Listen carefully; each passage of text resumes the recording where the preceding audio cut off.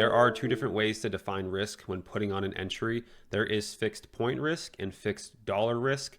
Many people may be used to using a fixed point risk because it's very simple, but that's actually the incorrect way to do it.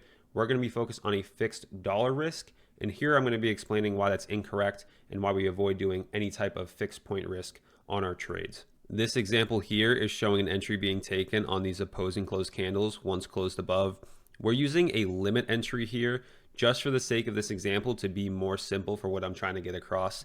The entry would be at the opposing closed candle, 1840. That would be the considered entry. And a fixed point risk, that means you would be taking an entry, and regardless of the scenario, regardless of the entry signature, the volatility of the market, you always take the same point risk. So 10 points, 20 points, 30, whatever it may be. This example here is showing a 20-point risk. So that would be what this would entail. You take your entry and then you have a fixed point risk at 20 points.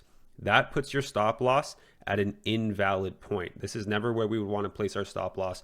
You've already learned this from previous lessons that a stop loss on an entry goes at that opposing swing. So that's where we always are going to place it. That's why a fixed point risk doesn't work. It's not going to place your stop loss at the invalidation point that the market recognizes. We don't want to just be using point risk because it places our stop loss in areas where you're going to have scenarios that the market can trade through it, not to the true invalidation point, and then go right back in your favor. Instead, you want to be using a fixed dollar risk for your entries. Again, we're using limit orders to make this simpler to understand. Here on the left, this entry signature, opposing closed candles closed through, it's demanding a 40-point stop loss from where you're taking entry to that opposing swing. That's the valid place you would put your stop loss. This here on the right, just by nature of the market, this signature here is only demanding a 30-point stop loss from the opening price of that highest down close candle to the opposing swing point.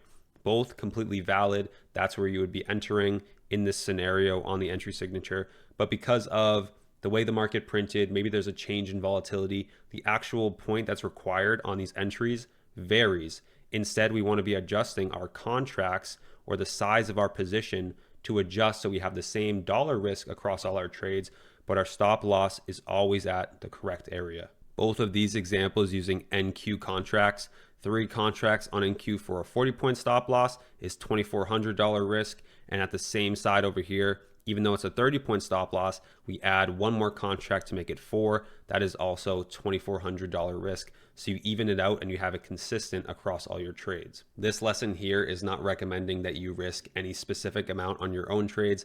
That's all up to you and will be dependent on the risk management section later. But this is just to show you how you should be entering your trades and adjusting your contract or your position size based on a stop loss, making sure that your stop is always at the correct place at the true invalidation point.